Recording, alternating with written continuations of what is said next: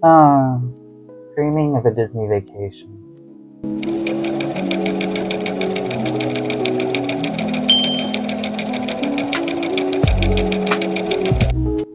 Welcome, bienvenue, and welcome back to my channel. Today's video is primarily going to be a little bit sewing. We are going to Disney this fall for my birthday, for October.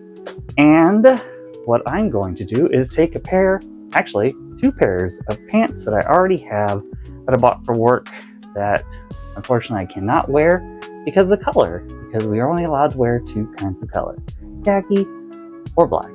And I've got gray, navy, khaki, and black. This video is primarily going to be showing you how you can do two types of hemming, either the double fold hem or a single fold hem, whichever is easier for you. Hopefully this will help you out just a little bit. So here we go. So I did a thing to where I ordered the viral TikTok pants that were the khakis.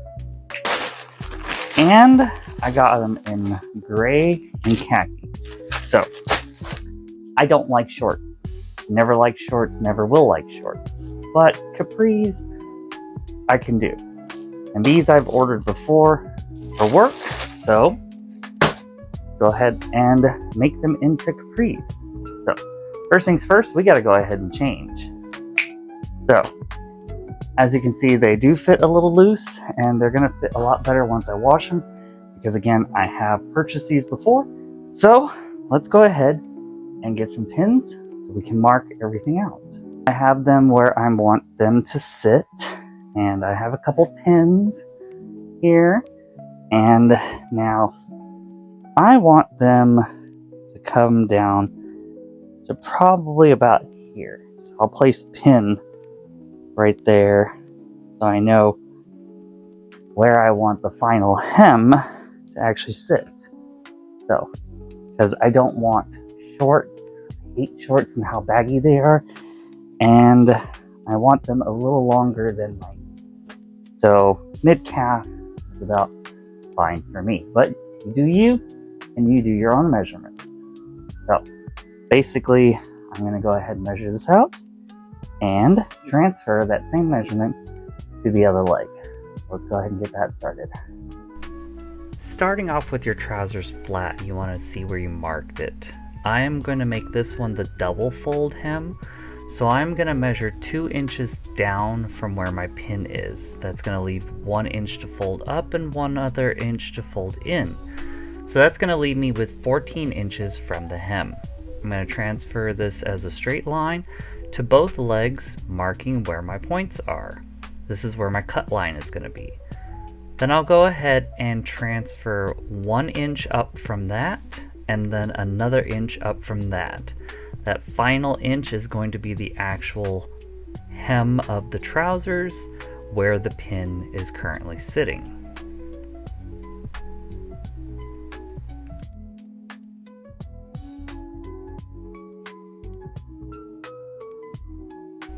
Here you can see that I'm marking the 1 inch where it's going to be folded in once, and then the other inch when it gets folded to the final hem.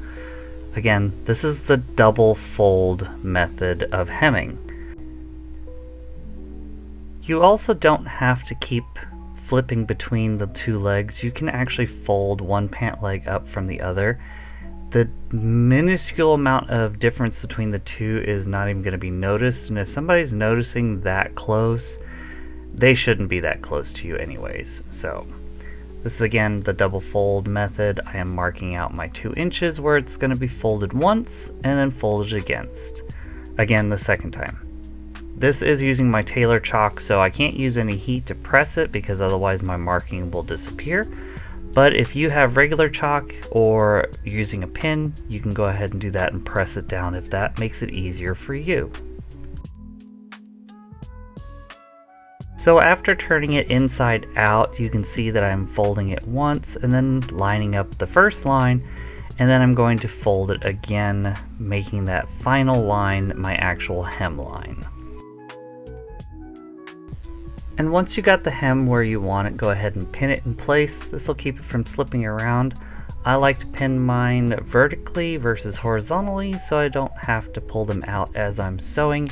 I could technically sew over the top of my needles if I need to. But again, this is you do it how you prefer to do it. This is just how I prefer to do my pinning. Then the next thing you want to do is do exactly the same thing on the other leg and verify your measurements that everything lines up. Take this over to the sewing machine and give it a top stitch from the inside. Remember, your bobbin thread and your stitching thread need to match so that it looks like it's supposed to be there and you didn't accidentally put black bobbin thread onto khaki pants. Take this very slow, and remember, do not stretch out the fabric if the fabric does have a stretch to it, but basically just give it a nice clean stitch all the way to that edge, just the way the first ones were done.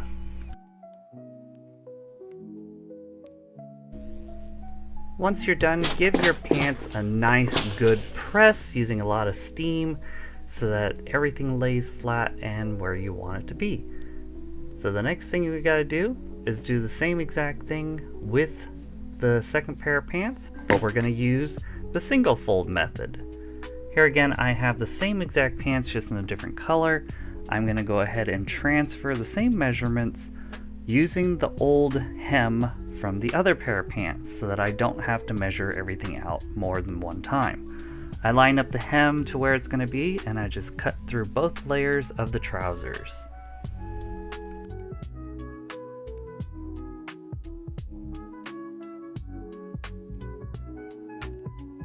I gave the trousers a quick steam just so that everything would lay flat for when I mark it, but then I'm going to go ahead and do the same exact thing. I'm going to give it 2 inches from the very bottom because I want them to be the same length, hence why the hemline is going to be a 2-inch single fold.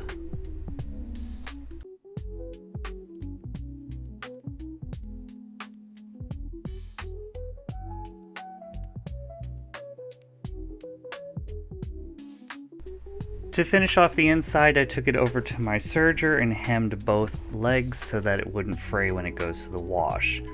On this one, I then turned it inside out, folded it to that line, and pinned it in place so I could take it over to my sewing machine and give it a nice 1 inch to 2 inch hem on this. I basically lined it up with one of the screws on my sewing machine, and that was my guide for giving this a hem.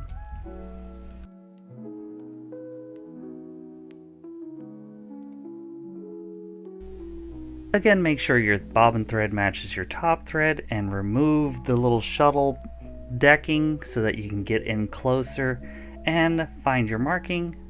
Start sewing. Give it a double stitch on the seam so that it keeps it nice and tight. Again, if this is a stretch material, do not overstretch it and use the appropriate stitch.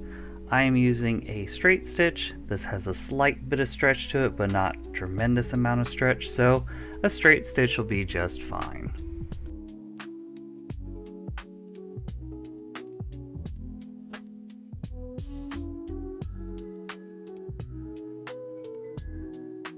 Again, give your garment a nice good press. This always makes it look more professional and more finished. So, all you gotta do is give it a little bit of steam and it'll lay nice and flat for you.